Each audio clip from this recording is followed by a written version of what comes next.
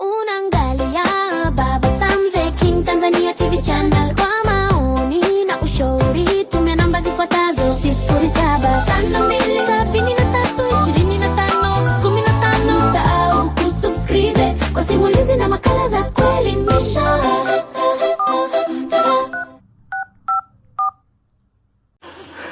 Uhali gani mpenzi msikilizaji wa simulizi za sauti? Karibu tena katika simulizi zetu za sauti ambazo umezoea kuzipata hapa. Na hii simulizi si nyingine, inaitwa Sina Makosa sehemu ya 27. Sina Makosa ni simulizi ambayo inawaangazia vijana wawili. Wa kwanza anaitwa Kitulo pamoja na rafiki yake Zegadi, ambao walisoma katika shule moja, wakaanzisha urafiki kwa pamoja na hatimaye walikuja wakatengeneza udugu. Kama endapo utakuwa haujasubscribe channel hii, inaitwa Baba Sam the King Tanzania TV channel, na chini ya video hii kuna kitufe ambacho kina rangi nyekundu, pia kina alama ya kengele. Ukigusa hapo moja kwa moja utakuwa ni mwanafamilia wetu wa Baba Sam the King Tanzania TV channel. Tunachokuomba subscribe, like, share, comment ili tuweze kupata mchango wa mawazo yako. Sasa ni kukaribishe sehemu ya 27, tuendelee kuidadavua simulizi yetu, tuendelee kuona ni kitu gani ambacho kiliendelea. Baada ya kuwakusanya wote kwa pamoja, akawapeleka chumba namba 26 ambacho kilikuwa ni chumba cha Bwana Zegadi. Akawapeleka wote na hatimaye akawakalisha. Gayo wa huyu akaanza kuzungumza huku akisema, nilikuwa nimewaona wote humu ndani, mlikuwa mmetoka na mmeelekea huko. Mlikuwa huko nje. Sasa ninahitaji mniambie kila mmoja, kwa nini mlikuwa mmeenda huko nje kama sio upumbavu ambao ulikuwa umewapeleka? Alafu na hili na lenyewe linajifanya kwamba nilipumbavu, linakwenda tu linaanza kama chizi fulani. Hivi sehemu napanga kabisa katika nyumba kubwa kama hii, una uwezo, watu unajua kabisa kwamba hapa wapangaji waliopo ni wengi. Alafu najitoa fuse tu, unaanza kupiga makelele ambayo hayafai, unaanza kukimbia. Ulikuwa umekosa msaada hata kwangu, ulinipigia simu mimi ukakosa msaada kwangu. Alafu na nyinyi, ina maana mlishindwa hata kuchukua simu hata ya huyu hapa Zegadi, mkanitafuta kwa kupitia simu yake? Mlishindwa? Au tu mliona kwamba ni vyema tu twende kule nje, twende tukashangae kwa vile huyu mtu yuko anapiga makelele, basi tumshangae? Sasa huu unakuwa ni upumbavu. Kaeni chini mtafakari, kuna vitu vingine ambavyo sio vya kufanya mbele za watu. Mnapiga makelele kweli? Zegadi, kweli rafiki yangu umefikia hatua hiyo? Mambo gani haya unafanya haya, mimi sikuelewi.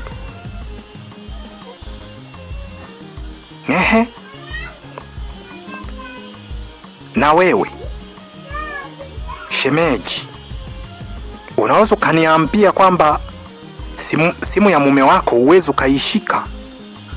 Kwa nini haukutafuta namba iliyoandikwa Gayo Msukuma halisi, alafu kaanza kunitafuta? Kama umeona mume wako ameanza kuwa na utofauti, na wewe umekaa tu mpaka mume wako anakuwa kama mwehu, umekaa tu umetulia tu. Nyinyi ndugu zangu, mna akili kweli? Kumbe kuna mtu ambaye anaweza kaugua hapa akafa, mnakalia kumshangaa tu. Kweni na akili. Kituro, ijapokuwa wewe ndo ambao wanakulenga kwamba wanataka kukuua na vitu kama hivyo, mimi nilikwambia afunika kompe mwanaharamu apite. Hao mambo mengine achana nayo. Anayeweza kuruhusu wewe uweze kuuawa ni Mungu pekee. Hawa watu wengine yeye amezungumza, lakini una uhakika kama anaweza kutekeleza? Mpaka watu mnakuwa na mawazo, mpaka wengine wanaanza kugeuka kuwa wehu. Kisa kitu kidogo kama hicho, kumwachia Mungu mmeshindwa. Hapana bwana. Haya mambo sikutarajia kabisa kuyaona haya. Baada ya kuzungumza maneno kama hayo, moja kwa moja Kituro alizungumza huku akisema, rafiki yangu Gayo bwana, unajua haya mambo tu yamejitokeza ni kwa sababu sasa wewe mtu umeambiwa kwamba eti unataka kuuawa. Lazima mawazo yawe mengi kama jinsi ambavyo unavyojua. Sasa unategemea mimi nikiuawa hapa Angela anamwacha na nani? Na mapenzi yetu ndo kwanza yameanza kuchanua. Haya mambo yamekuaje haya? Kwa hiyo natakiwa unielewe tu. Kweli mtu unaweza ukakamatwa na mawazo na yakawa mengi, lakini ndo hivyo. Sasa kutokana na mawazo niliyokuwa nayo, sikuwa kabisa yani na ile akili ya kusema kwamba ngoja kwanza nimpigie Gayo. Baada ya kuzungumza maneno kama hayo, Gayo alizungumza huku akisema, kwa hiyo ukaona ni vyema zaidi uende ukaanze kumshangaa rafiki yako akiwa anakimbia kimbia, ameshageuka mwehu. Hicho ndo kitu ambacho ni cha kushangaa. Ukaona kumpigia Gayo itakuwa nitachelewa, lakini kutazama ule upumbavu ambao unaendelea ukaona ni vizuri kuliko kumpigia Gayo, si ndio? Baada ya kuzungumza maneno kama hayo, Edina alinyenyuka na hatimaye akapiga magoti na kuanza kuomba msamaha.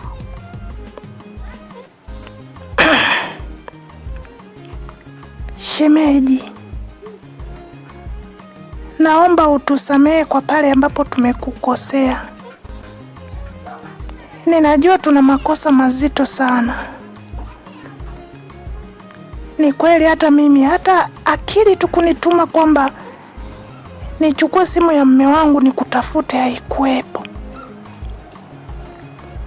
Naomba utusamehe sana.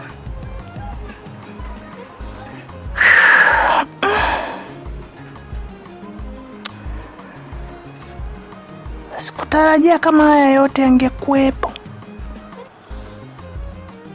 Na ni bora zaidi ningekuwa na akili, ningemsikiliza mume wangu. Kuna kitu alikuwa anataka kuniambia, lakini mimi nikajifanya kama vile sitaki kumsikiliza, nikaweka zaidi wivu mbele. Kwa hiyo naombeni mnisamehe, huenda mimi ndo nikawa chanzo.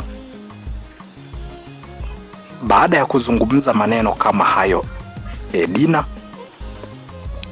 Gayo akazungumza huku akisema, kumbe inawezekana na wewe ndo ukawa chanzo. Tuambie ni kitu gani ambacho alichokuambia alafu baadaye ukaanza kukipuuzia? Ni kitu gani hicho? Huenda na ni kweli ukawa chanzo. Baada ya kuzungumza maneno kama hayo, sasa Zegadi anaanza kuona kama mke wake anaelemewa hivi. Hapo ndipo ambapo walipozungumza huku akisema, kwani ni kitu gani? Hayo mambo sisi tuliyamaliza sisi wawili. Kipenzi changu Edina, hayo mambo si tulikuwa tumeshayamaliza. Sasa kuna haja gani tena ya kuanza kuyatoa hapa au kuanza kuyazungumzia hapa? Hapo ndipo ambapo Gayo alizungumza huku akisema, baada ya kuona mambo kama hayo ameyazungumza, Zegadi akijaribu kumtetea mke wake. Ndipo Gayo akazungumza huku akisema, wewe ni mpumbavu tu. Unajaribu kumtetea mke wako wakati yeye mwenyewe anasema kwamba kuna kosa. Mbona wewe hutaki kusikiliza watu wengine wanazungumza nini? Tena kwanza wewe ndo ulikuwa mwehu kabisa, unaanza ulikuwa umebakiza tu kuvua nguo, mshenzi wewe. Mke wako yeye ameona kabisa kuna kosa ambalo amelifanya. Wewe unaanza kusema eti hakuna kosa. Hakuna kosa. Baada ya kuzungumza maneno kama hayo, Zegadi alisimama akiwa anataka kuondoka kutokana na matusi ambayo yanaendelea kutukanwa. Lakini moja kwa moja Gayo alienda akafunga mlango. Baada ya kufunga mlango, akamlazimisha Edina atoe ufunguo wa kitasa. Ndipo Edina alipochukua ufunguo wa kitasa na akamkabidhi Gayo. Gayo akaenda kafunga kabisa mlango. Na halafu akaanza kuzungumza huko akisema, usituletee hapa uchizi wako. Huo ni upumbavu ambao haufai. Unataka kutukimbia, unataka uende kuanzisha, au unataka uende ukavue nguo huko nje. Sisi hapa bado tuko kwenye kikao, wewe unataka kutukimbia. Kwa hiyo sisi ni wapumbavu ambao tumekaa sisi hapa kwa pamoja. Wewe ambaye unafanana na huyu Zegadi, hebu tuambie kwanza, maana yake mimi hapa sijui hata jina lako. Hebu tuambie, huyu ni mdogo wako huyu? Na kama ni mdogo wako hivi, mbona anataka kuwa na kiburi? Yeye mwenyewe ndiye aliyefanya watu tumekusanyika mpaka sasa hivi hapa tuko hapa. Lakini yeye anataka kutukimbia. Huyu mtu ana akili kweli? Baada ya kuzungumza maneno kama hayo, Angela naye akazungumza huku akisema, kaka, usijifanye kwamba unataka kukimbia. Kumbuka sisi hapa tumeshindwa namna ya kufanya ili wewe uweze kuwa sawa. Rafiki yenu ndiye aliyekuja. Sasa kusema eti unamsikiliza, badala umsikilize, unataka kutukimbia, utoke nje, uanze kuondoka. Kwa hiyo hapa sisi tutabaki na nani? Au tumekusanyika hiki kikao ni kwa sababu ya nani? Nakumbuka wewe kumkataa yule dada ndo kuliko sababisha mpaka mume wangu anataka kuuliwa. Sasa tunajaribu kuyaweka hapa mambo sawa, wewe unataka kukimbia. Unataka uende wapi mdogo wangu? Unataka kuleta mambo makubwa. Hebu kuwa makini. Baada ya kuzungumza maneno kama hayo, hapo ndipo Zegadi aliporudi kukaa kwenye kitanda akatulia. Lakini alizungumza huku akisema, sawa basi, nyinyi si mnataka mjue kila kitu ambacho kinachoendelea. Basi Edina, naomba uambie mpaka na namna jinsi tulivyokuwa tunafanya mapenzi humu ndani. Maana nyinyi vitu vya mume na mke mnataka mvijue mpaka vya ndani. Sijui nyinyi mkoje. Baada ya kuzungumza maneno kama hayo, Zegadi, Edina alizungumza huku akisema,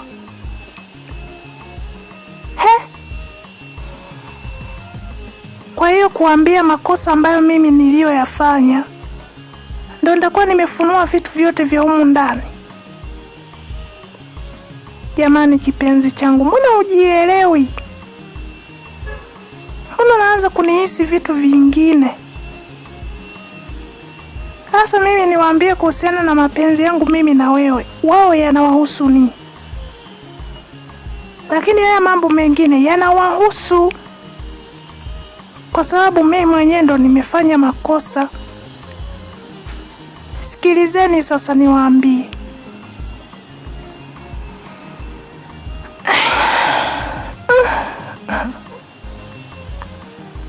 kwa kweli mambo ni magumu. Alikuja hapa akaniambia kuna mtu ambaye amempata, yaani alikuwa nampenda, halafu baadaye alikuwa namtaka. Sijui umeona hicho kitu shemeji yangu. Sasa mimi nikashindwa kumsikiliza kilichojaribu kuniambia, nikawa naleta wivu. Sasa ule wivu nadhani ndo umempa mawazo, akawa anajiuliza kwa nini Edina amekuwa hivi,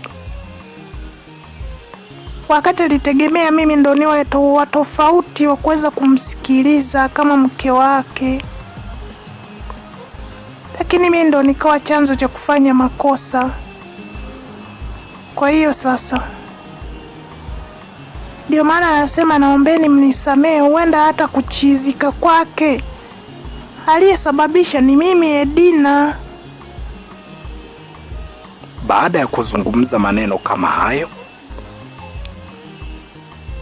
Zegadi alianza kupatwa na ghadhabu, akataka kusimama ili aweze kuondoka tena.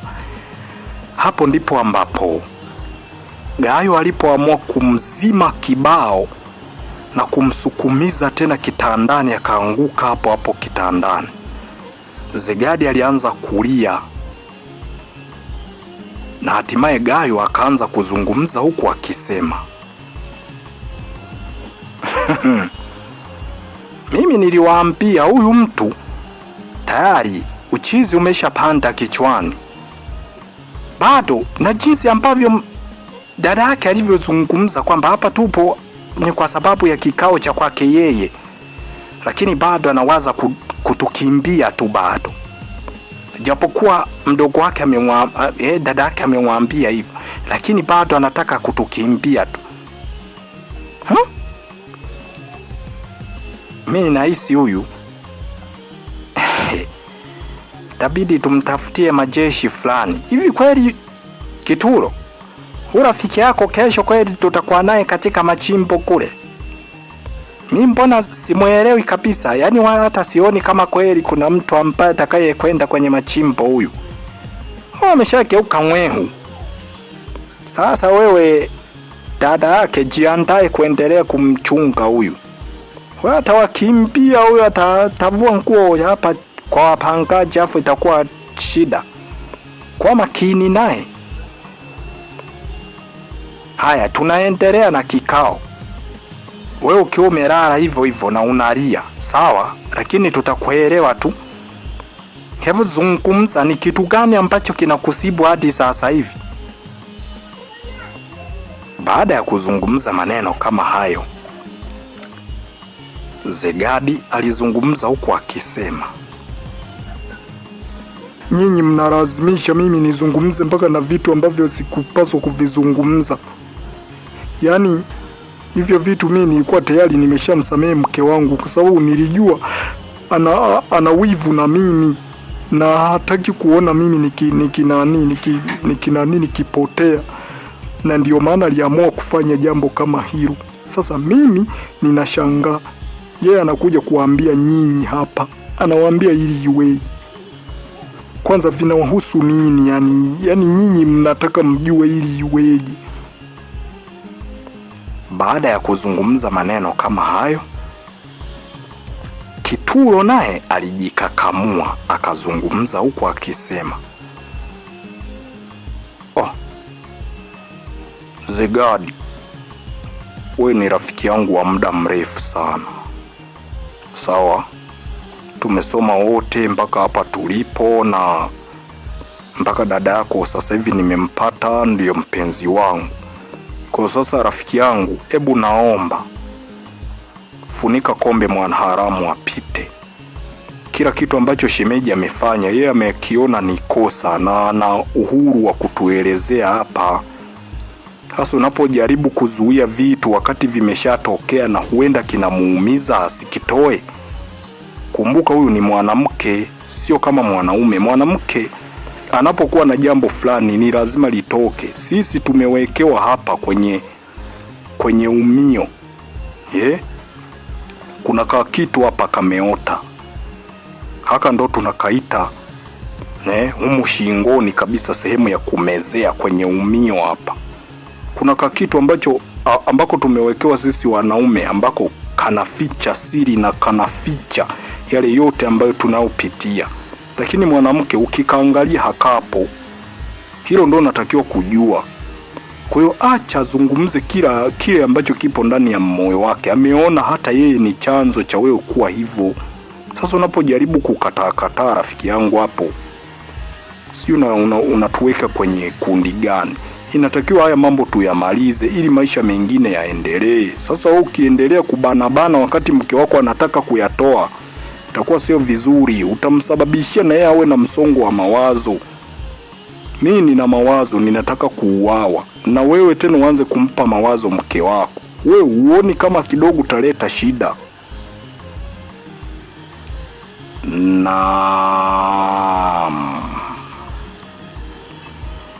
Mpenzi msikilizaji wa Simulizi za Sauti, sehemu ya 27 ya simulizi yetu inayoitwa Sina Makosa imeishia hapa. Tumemwona Gaywa licha ya kwamba amewakusanya wote kawaweka sehemu moja na wanaendelea na kikao vizuri, lakini Zegadi anataka kuwakimbia. Amesimama mara kadhaa akiwa anataka kuwakimbia, lakini wakajaribu kumpa ushauri, lakini hakutaka kuusikia kwa sababu anachukia baada ya kuona kuna kitu ambacho Edina anataka kukitoa, hali ya kwamba yeye hajaridhia kitoke. Kama endapo utakuwa haujasubscribe channel hii, inaitwa Baba Sam The King Tanzania TV channel, na chini ya video hii kuna kitufe ambacho kina rangi nyekundu, pia kina alama ya kengele. Ukigusa hapo utakuwa ni mwanafamilia wetu wa Baba Sam The King Tanzania TV channel. Ni kuage niseme kwa heri mpaka sehemu ijayo, lakini na kuacha na swali. Je, unahisi ni jambo gani ambalo litakaloendelea? Na ni kweli kesho yake huyu kijana wa kuitwa Zegadi, unahisi alienda kweli machimboni au aliendelea na mawazo? Na unahisi vipi kati ya Zegadi na Kituro, ni nani ambaye anatakiwa kuwa na mawazo mengi kuliko mwenzi? Yote hayo naamini kwenye komenti zako unaweza kaniandikia. Na je, kama wewe ungekuwa ni Kituro, haya mambo yanamkuta rafiki yako Zegadi baada ya kumwambia kwamba unataka kuuawa, umetishiwa, je, ungefanya jambo gani? Nikuage niseme kwa heri mpaka sehemu ijayo.